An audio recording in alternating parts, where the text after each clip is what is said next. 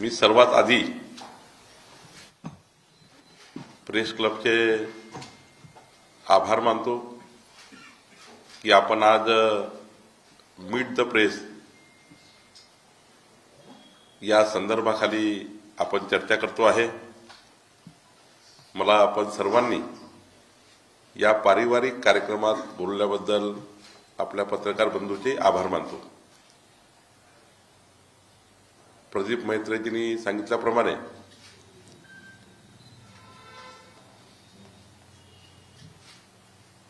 आपल्या राज्याचे नंबर 1 देवेंद्रजी आहे, नंबर 2 देवेंद्रजी आहे आणि आपले सर्वांचे मुख्यमंत्री देवेंद्रजीच आहे। त्यामुळं महाराष्ट्रामध्ये एक असं नेतृत्व जे अष्टपैलू कर्तृत्वाचं नेतृत्व देवेंद्रजी असल्यामुळं आपल्या कुणाच्याही मनात असा विचार येत नाही की आपल्या नेतृत्वालाच आम्ही मजबूत करण्याचा प्रयत्न करतो, देवेंद्रजींनाच मजबूत करण्याचा आम्ही सर्व प्रयत्न करतो। त्यामुळं भावना आपण ज्यांनी व्यक्त केल्या आहे नेक्स्ट टू सीएम वगैरे त्या काही आपल्या भावना आहेत, पण आम्ही सर्व माननीय देवेंद्रजी यांच्या नेतृत्वात काम करतो आहे। खरं तर सर्वप्रथम मी राज्याचे मुख्यमंत्री देवेंद्र फडणवीसजी यांचं मनापासून आभार मानतो 14 कोटी जनतेच्या वतीने। प्रेस क्लबच्या मीटला येण्यापूर्वी मी आकडा बघितला, राज्यामध्ये जी गुंतवणूक येणार आहे ती डावोसवरनं जे सुरू आहे, डावोसला जे करार सुरू आहेत देवेंद्रजीच्या उपस्थितीमध्ये 15.70 लाख कोटी इतक्या गुंतवणुकीचे करार माननीय देवेंद्रजींनी कालपर्यंत केले आहे। मी आपल्या माध्यमातून त्यांचं मनापासून या ठिकाणी आभार मानतो। खरं तर या प्रेस क्लबमधील आणि आपल्या सर्व पारिवारिक जे पत्रकार बंधू आहे, सर्वच पत्रकार, print media, electronic media, portals, YouTube, सर्वच चॅनल्स,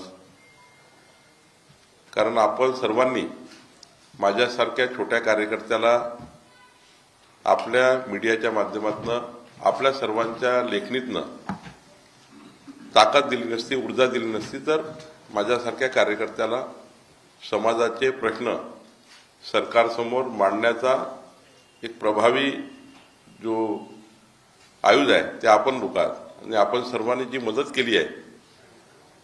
मी आज ज्या पदावर आहे त्या पदामध्ये अत्यंत महत्त्वाचा रोल कुणाचा आहे तर आपला सर्व पत्रकार बंधूचा आहे, आपल्या मीडियाच्या सर्व टीमचा आहे।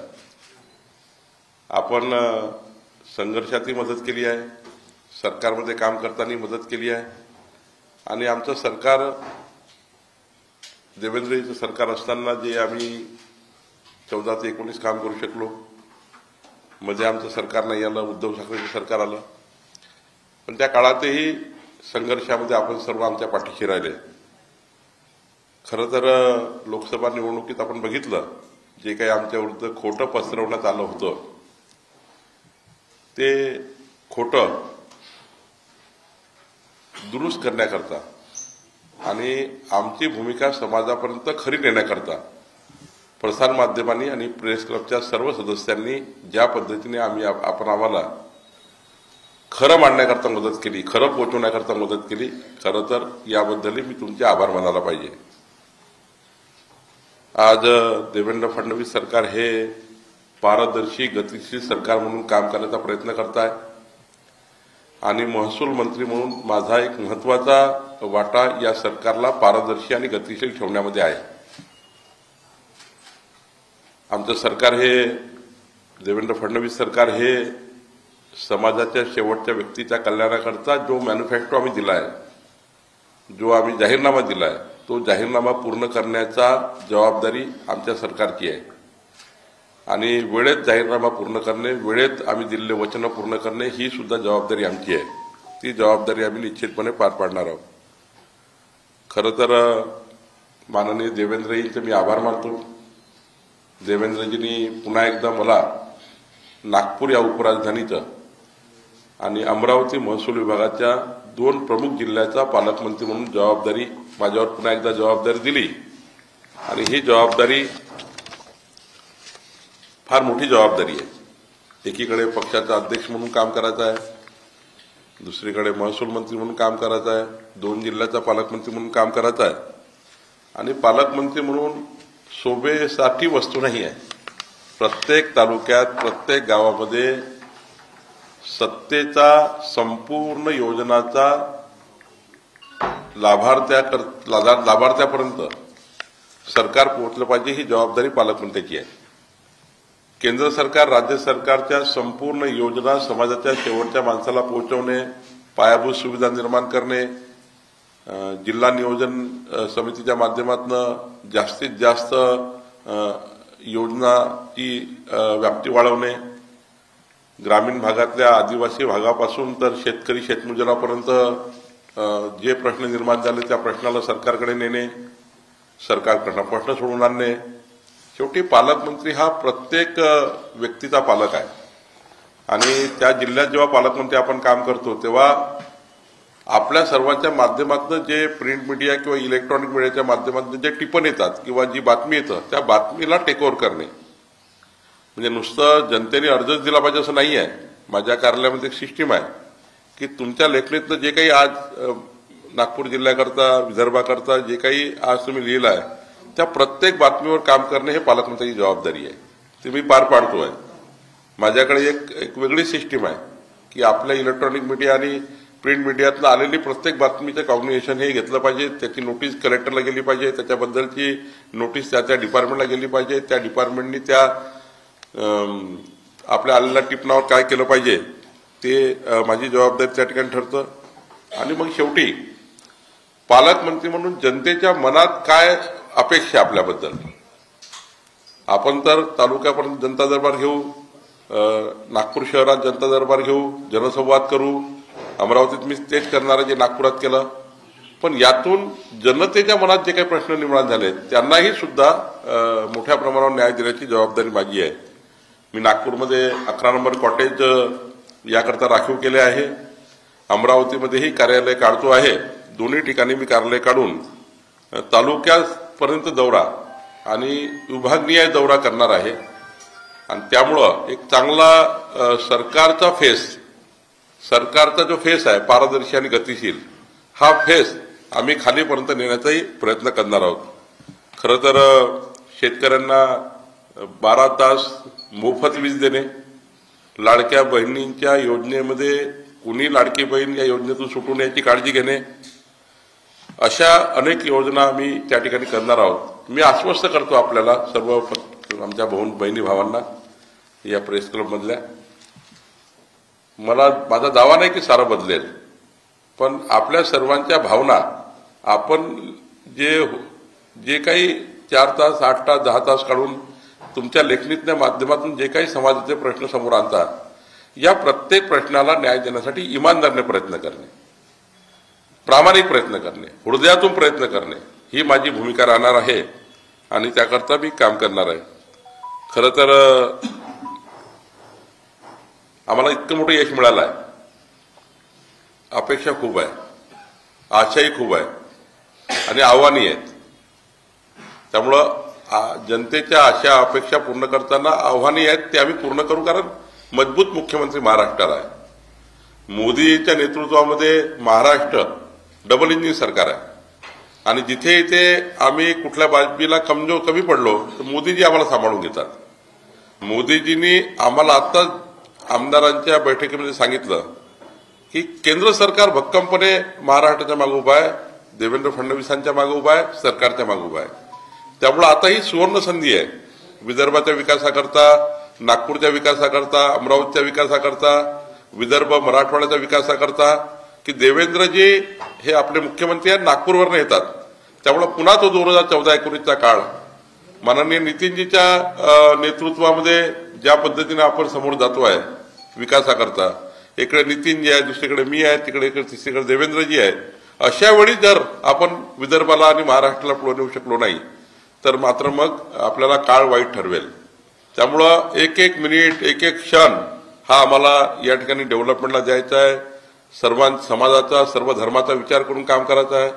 लवकरच मी दीक्षाभूमी या धर्मस्थळावरचं डेव्हलपमेंट जे थांबलं आहे त्याकरता जे काही आपसात निर्माण झाले त्याची बैठक लवकरच घेतोय. ताजबागची थोडं काही काम शिल्लक आहे त्याची बैठक घेणार आहे. या रामटेकचे आज मोठं लेख एका मला वाटतं नवभारत की लोकमतने लिहिला, मी आज बघितला. तर रामटेकचा जे विकास थांबला आहे, मी आज रामटेकला जाणार आहे, तर रामटेकचा विकास थांबला आहे तोही सुद्धा आपण निश्चित करू. सर्व समाजाचे प्रार्थनास्थळं, धर्मस्थळं, समाजाचा विचार करून आपण काम करणार आहोत आणि कुठल्याही समाजाला असं वाटणार नाही की हे सरकार आपल्या विरोधी काम करत आहे की आपल्या विरोधात चटकन जात आहे. हे करत असताना मी एवढंच सांगेल की प्रेस क्लबचं डेव्हलपमेंट आहे. मी माननीय मैत्रीजींना आणि माननीय सर्व आपल्या प्रेस क्लबच्या टीमला विनंती करतो की आपण एक चांगला आर्किटेक्ट तात्काळ नेमावा. पुढच्या 7 दिवसामध्ये मी विभागीय आयुक्ताकडे प्रेस क्लबच्या संपूर्ण डेव्हलपमेंटची बैठक आणि अमरावती आणि नागपूरच्या पत्रकारांना निवास, उत्कृष्ट निवास, चांगल्या पद्धतीचे निवास, त्याकरता उत्कृष्ट जागा शोधली आहे आणि त्याच्यात आम्ही पुढे जातो आणि एक चांगलं घरं जे पुढचे 30-50 वर्ष पत्रकारांना, त्यांच्या परिवारांना दुसऱ्या घराची गरज पडणार नाही असे घरं आम्ही बांधण्याचा निर्णय करतोय. आणि म्हाडाच्या माध्यमातून मी लवकरच त्याची बैठक विभागीय आयुक्ताकडे घेतो. एकाच दिवशी दोन्ही बैठक घेईल, प्रेस क्लबचं डेव्हलपमेंट आणि घरांचं बांधकाम. तर निश्चितपणे जे तुम्ही इतके वर्ष आयुष्य आमच्यासाठी घालवलेलं आहे, तुम्ही आमच्या जीवनात महत्वाचा पार्ट आहात. त्यामुळे आम्ही सुद्धा जेव्हा सत्तेमध्ये आलो तर सत्तेमध्ये आल्यानंतर सत्तेच्या माध्यमातून ज्या पत्रकारितेने आमच्यासारख्या व्यक्तीला मोठं करण्याकरता मदत केली, म्हणजे आमचं व्यक्तिमत्व मोठं व्हायचं नाही मला माहिती नाही, पण ज्या पद्धतीने तुम्ही आम्हाला जे प्रश्न दिले आहे समाजाचे, ज्या पद्धतीने तुम्ही आपलं आयुष्य समाजाकरता खर्ची घातला आहे, पत्रकार सुद्धा व्यवस्थेमधला एक महत्वाचा घटक आहे. आणि त्यामुळं पत्रकारितेचे प्रश्न सोडवणे, राज्य सरकारमधले प्रश्न, कारण माननीय देवेंद्रजींनी मागेच सांगितलं की वन टाइम एक चांगला पॉलिसी आणून पत्रकारितेच्या बद्दलचे जेवढे प्रश्न आहेत तेवढे नव्यानं ते निर्णय होणार आहे. पण माझ्या अधिकार क्षेत्रात जे निर्णय आहेत, घरं आणि चांगला आपला प्रेस क्लब, हे दोन्ही करण्याचा मी प्रयत्न करेल. मी पुन्हा तुमचे सर्वांचे आभार मानतो. पावरफुल जी आपके एक सहयोगी मंत्री हैं नीतीश राणा जी, उन्होंने कहा है कि सैफ अली खान जिस तरीके से हॉस्पिटल से घर आए, संजय निरूपण ने कहा, नीतीश राणा जी ने कहा है कि जिस तरीके से घर आए वो उनके ऊपर हमला हुआ है कि नहीं हुआ है, ये एक प्रश्न चिन्ह है. जब मुसलमान अभिनेताओं के ऊपर हमला होता है तो सुप्रिया सुले और एनसीपी के नेता सब आ जाते हैं, बाकी के ऊपर होता है तो नहीं आते. क्या लग रहा है इस प्रकार का वक्तव्य एक मंत्री को शोभा दे रहा है? नहीं, उन्होंने इतना ही कहा है कि जिस प्रकार से मीडिया चला और जिस प्रकार से कहा गया कि चाकू के इतने वार वगैरह है, तो निश्चित रूप से मुझे लगता है कि डॉक्टर की जो उन्होंने ट्रीटमेंट की है, हॉस्पिटल में ट्रीटमेंट की है, उनके ऊपर कोई शंका लेने की आवश्यकता नहीं है. बट एक इतने बड़े घाव है तो इतने जल्दी दुरुस्त कैसे हुए, ये थोड़ा आया है बाहर. एक स्टेटमेंट आया हुआ है, संजय निरूपण का भी आया हुआ है, नीतीश राणे जी का आया हुआ है. तो मुझे लगता है कि ऐसे स्टेटमेंट देने की जरूरत तो नहीं है, बट ये भी डॉक्टर की कुछ मेडिकल व्यवस्था पे भी प्रश्न चिन्ह उठाना भी ठीक नहीं है. सर, नितीश कुमार यांनी मणिपूर सरकारचा पाठिंबा जो आहे तो काढलेला आहे. नितीश कुमार यांनी मणिपूर सरकारचा पाठिंबा काढलेला आहे. त्याबद्दल केंद्रातल्या सरकारसाठी नितीश कुमारांचा पाठिंबा गरजेचा आहे. मणिपूरपासून सुरुवात झाली अशी विरोधी नाही, काही तिथले कारण असतील, एखाद्या कारणाने छोटं मोठं काही झालं असेल, त्यातून काही असे निर्णय होत नसतात. काल आपण बैठक घेतल्या मुंबईत, तर नागपूरचे कुठले कुठले प्रोजेक्ट डिले सुरू आहे, पेंडिंग आहे, काही असं आलं आहे का कालच्या बैठकांमध्ये? आणि एअरपोर्टचे खूप डिले होत राहतं, हायकोर्टमध्ये ते प्रकरण. काल मी नागपूर महानगरपालिकेचे जवळपास 1000 कोटी रुपये 31 मार्च पूर्वी नागपूर महानगरपालिकेला मिळावे, जे बजेटेड झाले आहे, त्याकरता बैठक घेतली. नागपूर महानगरपालिकेच्या येणारा डेव्हलपमेंट आहे, यशवंत स्टेडियमचं डेव्हलपमेंट आहे, जेलला आपल्याला शिफ्ट करायचं आहे, त्याची बैठक झाली. कारण आपण बाबुळखेडा चिचोलीमध्ये जागा बघितली आहे जेल करता, बेल्लोरीजवळ जेल शिफ्ट करायचा निर्णय आपण घेतोय. कलेक्टर ऑफिसचं बांधकाम तातडीने सुरू झालं पाहिजे. कन्व्हेन्शनल सेंटरचे बांधकाम सुरू झालं पाहिजे. नागपूरचे दोन्ही बसस्टँडचे डेव्हलपमेंट आपल्याला करायचे आहेत. जुनं बसस्टँड जे आहे गणेशपेठचं ते आणि मोरभवनचं.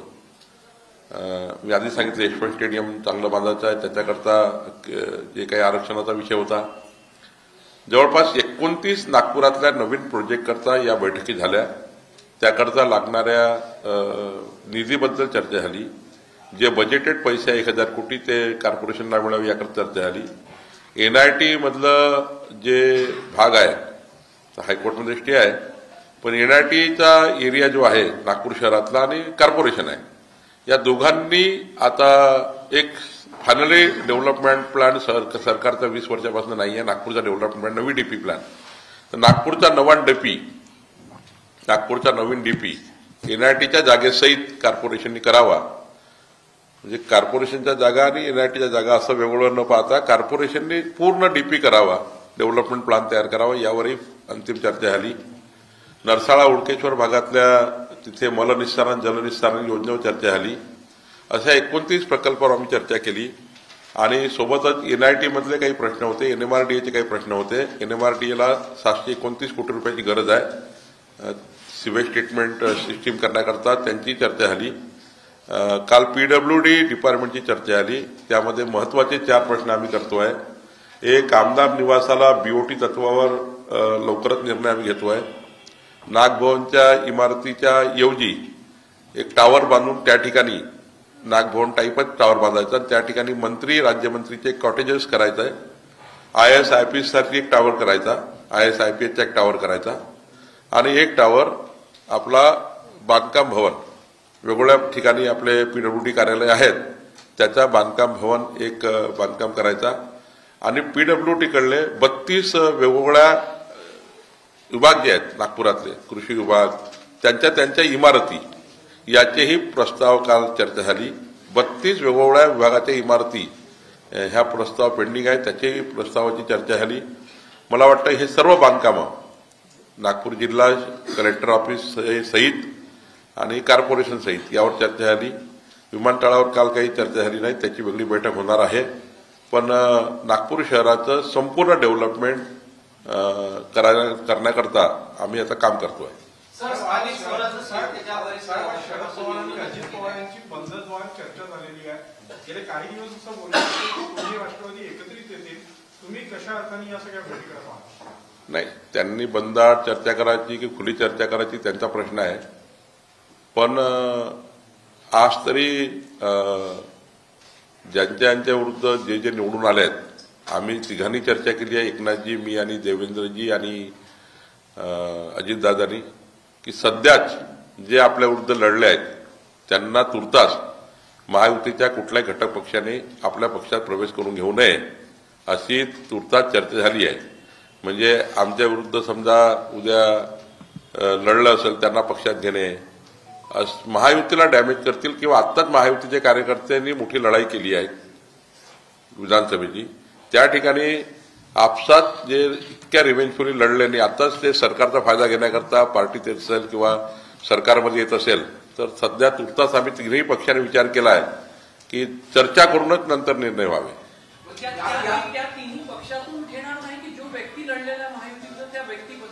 नाही, महायुती विरुद्ध जे लढले आहेत त्यांच्या विरुद्ध, महायुती विरुद्ध जे लढले आमचेही काही लढले आहेत, आमच्याही लोकांनी बंडखोरी केली आहे, त्यांच्याही लोकांनी बंडखोरी केली आहे. त्यांच्याही विरुद्ध काही जे लोक लढले आहेत त्यांनी तुर्तास चर्चा करूनच या गोष्टीचा निर्णय करावा. तिन्ही पक्षांनी चर्चा करूनच कुठल्याही पक्षप्रवेशाचे निर्णय करावे. छोटे पक्षप्रवेश जर असतील बूथ लेवलचे, छोटे तालुका लेवलचे तर ठीक आहे, पण मोठे पक्षप्रवेश ज्यामध्ये पॉलिटिकल डॅमेज होणार आहे ते मात्र एकामेकाशी चर्चा करून करावे. जो कहा था कल ही खुलासा किया था कि शिंदे स्नेहल जगताप यांचा पक्षप्रवेश भाजपात होणार अशी चर्चा आहे. भरत गोगावले विरुद्ध लढल्या होत्या. नाही, चर्चा आहे, काहींनी आमच्याशी संपर्कही केला आहे. पण आम्ही जोपर्यंत तिन्ही पक्षाचे नेते एकत्रितपणे त्या त्या भागातला परिस्थिती विचार करून त्या त्या भागातल्या पक्षप्रवेशाने काय आमच्या महायुतीवर डॅमेज येतं किंवा स्थानिक लेवलला काय अडचणी तयार होतील याचा विचार करूनच पक्षप्रवेश देणार आहोत.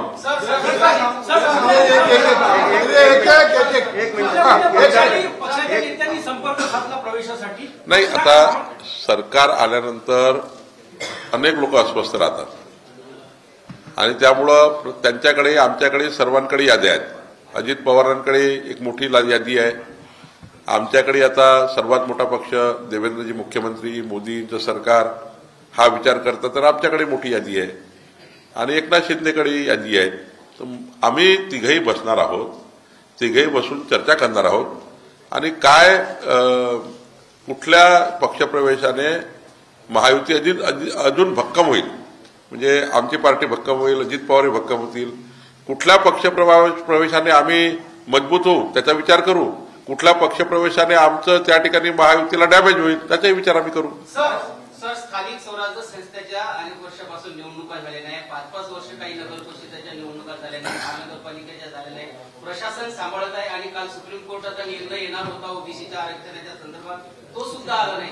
अशा वेळेस निवडणुकीच्या संदर्भात काही सरकारने निर्णय घेतला? मला वाटतं सुप्रीम कोर्टाने 28-29 तारीख दिली आहे. नंबर 1. नंबर 2, आमची तयारी पूर्ण आहे, महायुतीची तयारी पूर्ण आहे. ज्या दिवशी सुप्रीम कोर्ट हिरवी झेंडी देईल आणि मला अपेक्षा आहे ज्या पद्धतीने सरकारने आपली बाजू मांडली आहे त्या पद्धतीने निकाल येईलच, सुप्रीम कोर्ट निकाल देईलच आणि आम्ही तयारी करून आहोत. ज्या दिवशी सुप्रीम कोर्टाचा निकाल आला तातडीने 2-3 महिन्यामध्ये महाराष्ट्रातल्या सर्व निवडणुका पूर्ण झाल्या पाहिजे. याकरता राज्य निवडणूक आयोगाने जे सरकारची मदत मागितली ती मदत महाराष्ट्र सरकार देईल अशा स्थितीमध्ये महाराष्ट्र सरकार आहे.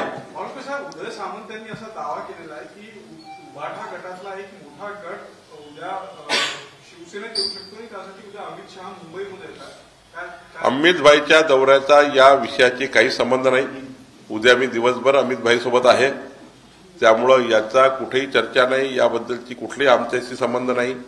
त्यांच्याकडनं कशामुळे आलं असेल किंवा त्यांच्या संपर्कात कोण असेल याबद्दल भारतीय जनता पार्टीला कुठलीही कल्पना नाही. त्यांचा पक्ष त्यांनी सांभाळायचा आहे, कुणाला घ्यायचं कुणाला नाही घ्यायचं. पण मी वारंवार सांगतो, महायुती डॅमेज होणारे कुठलेही पक्षप्रवेश करताना तिघांनी एकत्र बसायचं आहे. महायुतीला मजबूत करण्याचे पक्षप्रवेश मात्र घेण्याची मुभा आहे. मुंबईमध्ये बांगलादेशी महिलेनं त्या लाडक्या बहिणीच्या योजनेचा लाभ घेतला होता, त्याच्यात पोलिसांनी काही जणांना अटक सुद्धा केली, म्हणजे बाहेरच्या देशातून.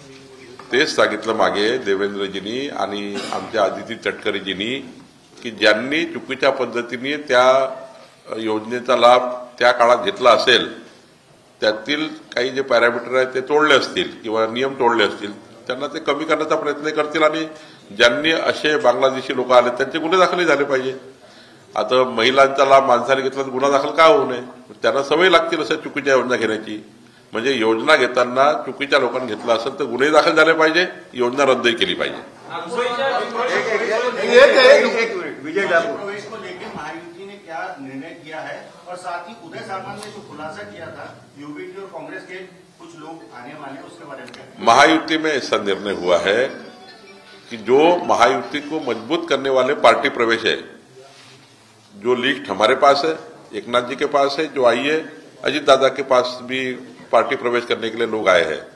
हम लोग लिस्ट लेकर चर्चा करेंगे और चर्चा में जो ये बाहर आएगा कि ये पार्टी प्रवेश से बीजेपी मजबूत हो रही, अजित दादा की पार्टी मजबूत हो रही, एकनाथ शिंदे की पार्टी मजबूत हो रही, मजबूत होने दीजिए, बट महायुति में कोई डैमेज ना आए, वहां के स्थानिक लेवल पर कोई ज्यादा डैमेज ना हो, ये चर्चा करके पार्टी प्रवेश हो गए. उदय सामंत जी ने जो स्टेटमेंट किया है उससे मुझे कुछ मालूम नहीं है. अमित भाई का दौरा ये अलग दौरा है, उसका कोई संबंध इस पार्टी प्रवेश से नहीं है. और उदय सामंत जी ने जो स्टेटमेंट किया है उनकी पार्टी की इंटरनल वो समस्या या इंटरनल उनकी पार्टी का निर्णय है. वो किसको लाने वाले किसको नहीं लाने वाले ये भी मुझे मालूम नहीं है. कौन से सांसद आने वाले कौन विधायक आने वाले ये भी मुझे मालूम नहीं है. उनकी पार्टी उसका निर्णय करेगी. सर, महाराष्ट्र हापर फेडरेशन ने मनपा प्रशासन और पुलिस प्रशासन के ऊपर में षड्यंत्र के तहत उन्हें उजाड़ने का एक आरोप लगाया है. पालक मंत्री के तौर पर आप इसे कैसे क्या किया है? फेडरेशन अच्छा, हॉकर फेडरेशन। हॉकर्स है, उनको षड्यंत्र के तहत उजाड़ने का काम मनपा पुलिस प्रशासन कर रही है, ऐसा उनका आरोप है। देखिए कि नागपुर में जिस प्रकार से अतिक्रमण हुए हैं, सारे फुटपाथ, सारे रास्ते एक्सीडेंट के स्पॉट बन चुके हैं और एक्सीडेंट स्पॉट को प्रोटेक्ट करना ठीक नहीं है। एक्सीडेंट स्पॉट को रिमूव करना चाहिए। एक आदमी का भी जान गई तो वापस नहीं ला दे सकते। हॉकर्स की दुकान बना सकते हैं, हॉकर्स को कहीं सेटल कर सकते हैं, किसी की जान तो वापस नहीं ला सकते हैं। इसलिए मैं इसमें एक कलेक्टर के पास मीटिंग लेने वाला हूं कि हॉकर जोन कहाँ बनाए, हॉकर जोनिंग का हो, इसके लिए हमारे पास बहुत जगह है।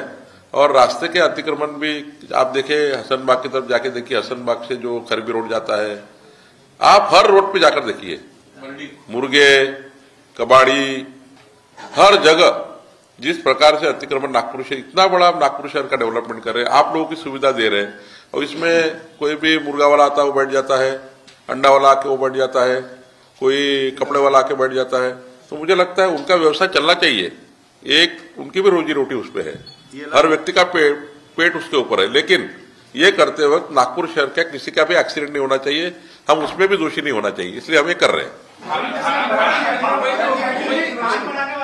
अरे दूसरे को जो बोला वो नहीं बोलेगी। नागपुर महानगर पालिका में कोई प्लान बनाने वाला? हाँ, उसका एक मैं हॉकर जोन का प्लान बनाने वाला हूँ, जल्दी ये सप्ताह में बैठक होगी। बावकुले जी, जलगांव में जो घटना घटी है उसको किस तरीके से देख रहे? ट्रेन में अफवाह फैलाई गई, कई लोगों की जान गई, क्या इस साजिश के तहत हुआ है, क्या कहेंगे आप? मुझे लगता है कि प्रभु श्री राम जी का एक साल पूर्ण हुआ था और साथ में वो लोग कुंभ से आ रहे थे, तो ये कनेक्टेड नहीं लगता है क्या? देखिए, जानकारी जो हमारे पास है वो जानकारी है, पूरी चौकसी इस एक्सीडेंट की रेलवे विभाग भी कर रहा है, हमारी सरकार भी कर रही है। घातपात का कितना इसमें संभावना है, अफवाहों की कितनी संभावना है, या फिर लोगों की गलती है या प्रशासन की गलती है, जल्दी इसका रिपोर्ट आने वाला है। इसका रिपोर्ट आने के बाद इसका खुलासा होगा।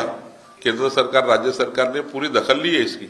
मराठी आणि हिंदीमध्ये उत्तर प्रदेशामध्ये ज्या पद्धतीनं वाघांची मृत्यू समोर येत आहे, 22 दिवसामध्ये 11 मृत्यू झाले, वेगवेगळी कारण आहेत। रेल्वे आणि रस्ते अपघात एक कारण आहे, शिकारी एक कारण आहे, काय त्याच्यावरती निर्णय घेणार? कारण नागपूर जिल्ह्यामध्ये सुद्धा अशा घटना आहेत। मी कालच फॉरेस्ट मंत्री गणेश नाईक साहेबांशी बोललो आहे। गणेश नाईक साहेब पुढच्या आठवड्यात नागपुरात येऊन एक या विषयाची बैठक घेणार आहे आणि त्या बैठकीतनं यानंतर होऊ नये आणि यापूर्वी झालेल्या सर्व वाघाच्या मृत्यूबद्दल चौकशी होणार आहे। माननीय गणेश नाईक साहेब पुढच्या आठवड्यामध्ये वगैरे नागपुराच्या वन विभागाच्या बैठकीला येऊन याबद्दलचा ते शोकमोक्ष लावणार आहे। धारावीमध्ये जे अपात्र होते त्यांना आता नवीन ठिकाणी जागा दिली जाणार आहे। मुलुंडमध्ये 399 कोटीच्या काहीतरी जागा दिली जाणार, कुठला? 58 एकर भूखंड आहे अदानीला। नाही, आता ती नसती अजून माझ्याकडे नाही आहे, नगर विकासकडे आली असेल तर मला माहित नाही, पण महसूल मध्ये माझ्याकडे येईल तेव्हा मी त्याबद्दल डिटेल बोलेल। डेव्हलपमेंट बद्दल आता आपण बोललात, परंतु चंद्रशेखर आझादने संसदमध्ये प्रश्न उपस्थित केला, तर त्याचा काही फरक पडणार का डेव्हलपमेंट? नाही, मला काही त्याच्याबद्दल माहिती नाही, पण माझी जबाबदारी पालकमंत्री म्हणून आहे की डेव्हलपमेंटमध्ये समितीमधला वाद निपटवणे आणि सरकारने योग्य काम चालू करणे। काही त्या कामाबद्दल बांधकामे कुठे शिफ्ट वगैरे करायची ते करू, तो अधिकार आहे पालकमंत्री म्हणून, पण तातडीनं दीक्षाभूमीची बैठक मी घेणार आहे। त्यामध्ये जेवढे अडचणी आहेत त्या दूर करणार आहे। आपसातल्या ज्या अडचणी दूर झाल्या तिथे दोन वेगवेगळे मतं आहेत, त्या मतप्रवाहाला मी एकत्र आणणार आहे आणि डेव्हलपमेंट सुरू करणार आहे। मुंबईतील विक्रोळी पश्चिममध्ये झोपडपट्टी सुधार मंडळाच्या वतीने कोट्यवधीचं भ्रष्टाचार झालं समोर झालं। मागील 10 वर्षापासून सुरक्षा बंदीच्या नावाखाली फक्त निविदा काढल्या जात आहेत, काम मात्र प्रत्यक्षात कुठे? मुंबई विक्रोळी पश्चिममध्ये।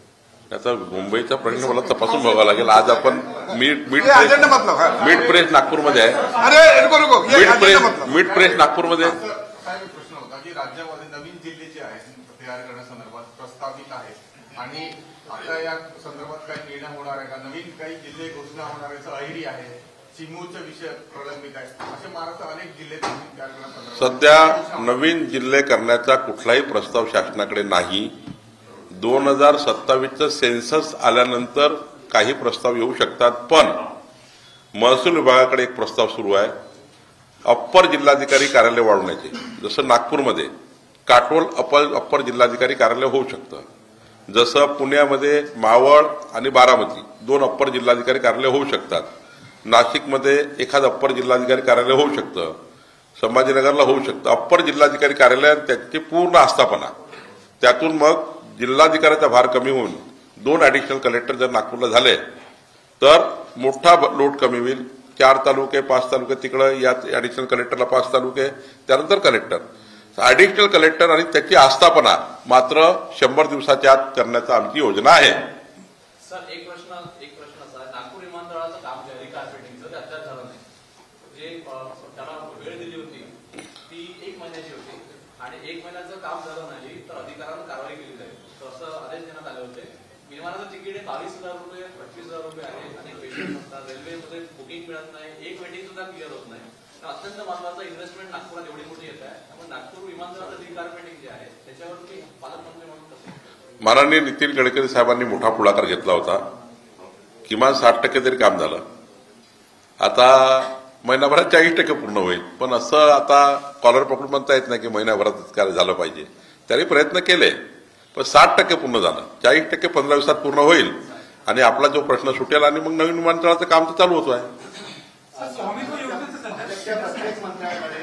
स्वामित्व योजनेमध्ये महाराष्ट्राच्या 15,000 गावांना, आदिवासी वाडे पाड्या धनगर वाड्याला जे अनेक वर्षापासून इंग्रजाच्या काळापासून सुद्धा घरं राहूनही त्यांना त्यांच्या जमिनीची मालकी पट्टा मिळत नव्हता, तो देण्याचं काम सुरू झालं आणि प्रत्येकाला आता स्थायी त्याची मालमत्ता सरकार पट्टा देणार आहे आणि 15,000 घरं पहिल्या टप्प्यात, मग बाकी घरं 15,000 गावं पहिल्या टप्प्यात, मग बाकी गावं, नंतर शहरी भागात सुद्धा आम्ही स्वामित्व योजना आणणार आहोत आणि प्रत्येकाला त्याच्या घराचा पट्टा मिळेल याची आम्ही पूर्ण योजना केली आहे.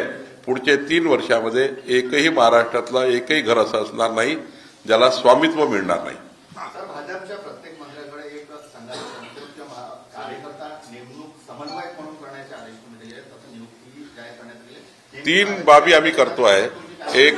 3 बाबी करतोय. एक, मंत्री महोदयाकडे एक OID, भारतीय जनता पार्टी आणि आमचा जो या ठिकाणी कार्यकर्ते आहेत यांच्याकडून समाजाचे प्रश्न जे आलेत ते सोडवण्याकरता एक OID आम्ही मंत्री महोदयांना सांगितलं आहे, ते नेमतील. ज्यातनं जे भारतीय जनता पार्टीच्या कार्यकर्त्यांनी जे समाजात काम केलं आहे आणि निवडणुकीच्या काळात सुद्धा जेव्हा भाजपचा कार्यकर्ता मत मागतो तेव्हा तो आश्वासन देतो काही ना काही. जनतेत जेव्हा जातो तेव्हा मत देताना काही रस्ते सांगतो, काही पाणी सांगतो, काही वीज सांगतो. त्यांचे आश्वासनं पूर्ण झाले पाहिजे म्हणून एक कार्यकर्ता तिथे त्यांच्या मंत्री महोदयाकडे OID राहणार. 15 दिवसानंतर मंत्री महोदय 15 दिवसात एक जनता दरबार पार्टी कार्यालयात घेणार आणि 15 दिवसात एक मंत्री महोदय कुठल्या तरी जिल्ह्यामध्ये मुक्कामी जाणार. असे 3 कार्यक्रम भारतीय जनता पार्टी मॉनिटर करणार आहे. भारतीय जनता पार्टी आमच्या मंत्री महोदयाकडनं ते पुढच्या काळात करून घेणार आहे आणि भारतीय जनता पार्टीने संपर्क प्रमुखही नेमणार आहे. ज्या ठिकाणी आमचे पालकमंत्री नाही त्या ठिकाणी आमचे दुसरे पालकमंत्री कुठल्या ना कुठल्या जिल्ह्याचे संपर्क मंत्री असणार आहेत. नाही, विचार परिवाराचे विषय आहेत. त्याकरता जे काही आदिवासी भागातले शैक्षणिक विषयातले सामाजिक विषयातले प्रश्न आहेत त्याकरताही आम्ही वेगळा विचार करतोय. पण भारतीय जनता पार्टी सुद्धा खूप आश्वासनं जनतेला दिले आहेत, त्या आश्वासनाची पूर्तता करण्याकरता सुद्धा आम्ही व्यवस्था करतोय. गणेश पेठ इथे जे मॉडेल नीती शाळा आहे तो 30-35 वर्षापासून प्रश्न अजूनही घरकुल योजना जी आहे ते अजूनही सॉल्व्ह झालेली नाही. त्यामध्ये मी लक्ष टाकणार आहे. आजच मी कुठल्या तरी प्रिंट मीडियाने छापलेला आहे त्यावर मी ती बातमी घेतलेली आहे. सर एक प्रश्न होतो साहेब की पालकमंत्री जबाबदारी आपण करतो, 3 जिल्हे आहेत आणि मंत्र्यांकडे 2 जिल्ह्यामध्ये आणि लोड खूप आहे. एकंदरीत विषय असा होता की आर पाटील जेव्हा गटला होते त्या ठिकाणी होतं तेव्हा ते पालक सचिवचे एक विषय आला होता आणि म्हणून उपमुख्यमंत्री देवेंद्र फडणवीस त्यांनी पालक सचिव म्हणून पण ठेवलं होतं. तर काय पालकमंत्री म्हणून आपण पालक सचिव असं काही जबाबदारी कोणाला देऊ शकतो का? माननीय मुख्यमंत्री याबद्दल निर्णय घेऊ शकतात. आजपर्यंत तरी माझ्या निदर्शनात हा विषय नाही आहे. म्हणजे यापूर्वी होतं पालक सचिव, आता नवीन सरकारमध्ये अजून काही चर्चा झाली नाहीये. आल्यावर देवेंद्रजी निर्णय करतील. लास्ट क्वेश्चन लास्ट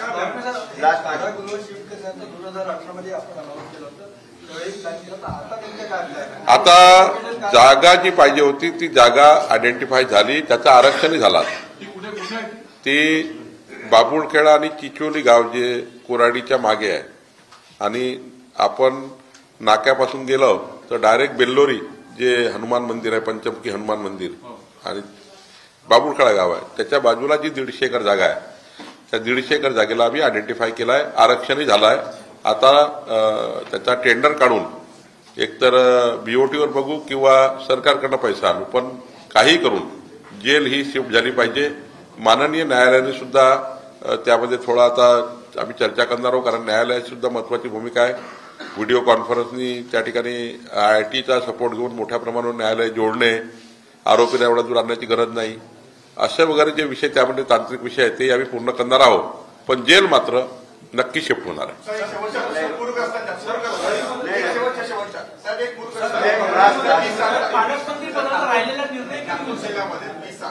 पूर आला होता आणि पूरग्रस्त अनेक लोक होते आणि त्यांना आर्थिक मदत देण्याचे आपण सगळे सर्वे पण झाला होता. 24 कोटीच्या प्रस्ताव आपण शासनाला सादर केला. 19,000 लोक एफेक्टेड आहेत नागपूर जिल्ह्यात. आज मी 1:30 वाजता विभागीय आयुक्ताकडे आहे. आपल्याकडे जी माहिती आहे आपण सुद्धा त्या बैठकीत आले तर प्रश्न मार्गी लावू. अरे बाबा पत्रकार पत्रकार सर्वच पत्रकार लोक आपण पत्रकाराची जी काही कॅटेगरी कॅमेरामॅन फोटोग्राफर पत्रकार कॅटेगरी करूनही आपल्याला 4 गोष्टी करता येतात. मित्रांनो आज आपल्यामध्ये चंद्रशेखरजी बावनकुळे पालकमंत्री झाल्यानंतर पहिल्यांदा मिड द प्रेसचा कार्यक्रम आपण आयोजित केला. त्यांनी आमंत्रण स्वीकारलं. मी नागपूर श्रमिक पत्रकार संघातर्फे, पत्रकार क्लब ऑफ नागपूर तर्फे आणि टिळक पत्रकार भवन व्यवस्थापक मंडळातर्फे मी त्यांचे आभार मानतो. आणि या तिन्ही संस्थांतर्फे त्यांनी ज्या घोषणा केल्या आहेत की ज्या पत्रकारांकरता घरं नाही आहे त्यांच्याकरता हाऊसिंग आणि पत्रकार क्लबचं डेव्हलपमेंट या दोन्ही अनाउन्समेंट करता मी तिन्ही संस्थांतर्फे आणि सगळ्या पत्रकारांतर्फे त्यांचा आभारी आहे. धन्यवाद. सर्वांचे खूप खूप आभार. तुमचे प्रेम आशीर्वाद असेच राहू द्या.